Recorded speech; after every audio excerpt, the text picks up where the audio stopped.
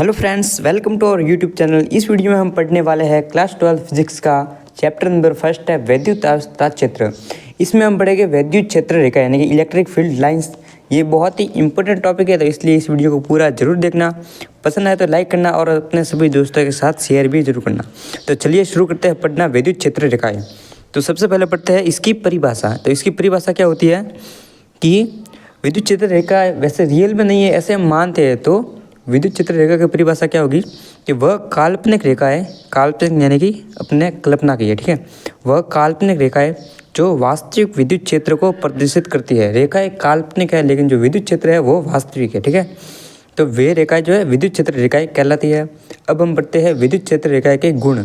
तो सबसे पहले विद्युत क्षेत्र रेखा के किसी बिंदु पर स्पर्श रेखा उस बिंदु पर विद्युत क्षेत्र की दिशा को प्रदर्शित करती है।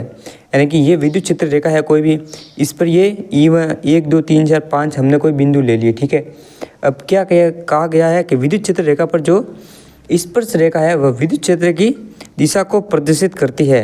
तो हम देखते हैं कि ये हमने एक स्पर्श रेखा खींची, यहाँ पर भी एक स्पर्श रेखा, तो ये जो विद्युत क्षेत्र की दिशा को प्रदर्शित करेगी। तो इस बिंदु पर जो है विद्युत क्षेत्र की दिशा जो है इस तरफ होगी, क्योंकि हमने स्पर्श रेखा खींची है, उसकी दिशा इस तरफ है। तो ये जो है विद्युत क्षेत्र की दिशा को प्रदर्शित करती है। और बिंदु 3 पर जो है स्पर्श रेखा की दिशा इस तरफ है, तो विद्युत क्षेत्र की तीव्रता भी इस तरफ होगी, यानी विद्युत क्षेत्र की दिशा भी इस तरफ होगी। अब अगला बिंदु है विद्युत क्षेत्र रेखाएं जो है धन आवेश से प्रारंभ होकर ऋण आवेश पर समाप्त होती है।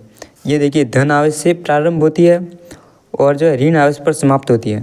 तो यहाँ से शुरू होगी और यहाँ पर समाप्त होगी, ठीक है। अब आगे बढ़ते हैं।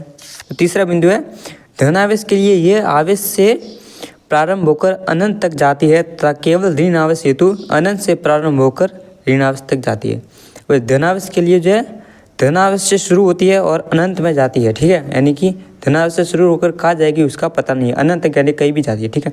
लेकिन ऋण आवेश जो है वो अनंत से यानी कई और से शुरू होती है और ऋण आवेश पर समाप्त होती है। अब अगला बिंदु विद्युत क्षेत्र रेखा की समीपता विद्युत क्षेत्र की प्रबलता को प्रदर्शित करती है। यानी कि विद्युत क्षेत्र की प्रबलता कहाँ ज़्यादा होगी, जहाँ पर विद्युत क्षेत्र रेखाएं ज़्यादा होगी वहाँ पर विद्युत क्षेत्र प्रबल होगा।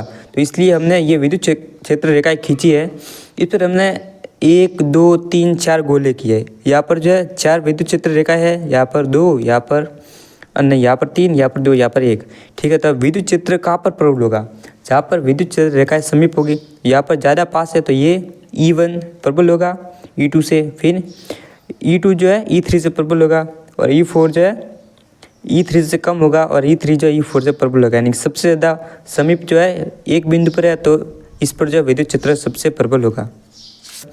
नहीं, यहाँ पर 3, यहाँ पर 2, यहाँ पर 1, ठीक है। तो विद्युत क्षेत्र कहाँ पर प्रबल होगा, जहाँ पर विद्युत क्षेत्र रेखाएं समीप होगी। यहाँ पर ज़्यादा पास है तो ये E1 प्रबल होगा E2 से, फिर E2 जो है E3 से प्रबल होगा और E4 जो है E3 से कम होगा और E3 जो E4 से प्रबल होगा। यानी सबसे ज़्यादा समीप जो है एक बिंदु पर है तो इस पर जो विद्युत क्षेत्र सबसे प्रबल होगा। विद्युत क्षेत्र रेखाएं परस्पर प्रतिच्छेद नहीं करती, क्योंकि ऐसा करने पर प्रतिच्छेद बिंदु पर जो है विद्युत क्षेत्र रेखाएं की 2 दिशा हो जाएगी, जो कि संभव नहीं। यानी कि माना कि एक ये और ये 2 विद्युत क्षेत्र रेखाएं, ठीक है, ये प्रतिच्छेद नहीं करेगी। क्यों? क्योंकि अगर प्रतिच्छेद करेगी तो यहाँ पर स्पर्श रेखा और यहाँ पर स्पर्श रेखा, तो यहाँ पर विद्युत क्षेत्र की दिशा और यहाँ पर विद्युत क्षेत्र की दिशा, तो विद्युत क्षेत्र की 2 दिशाएं हो जाएगी, जो कि संभव नहीं है। इसलिए जो है विद्युत क्षेत्र रेखाएं कभी भी आपस में प्रतिच्छेद नहीं करती। अब आगे, अगर विद्युत क्षेत्र रेखाएं समान दिशा में जा रही है, ठीक है, और इस पर जो है समान गैप है दोनों विद्युत क्षेत्र रेखाओं के बीच, तो जो है विद्युत क्षेत्र नियत रहेगा और दिशा भी नियत रहेगी।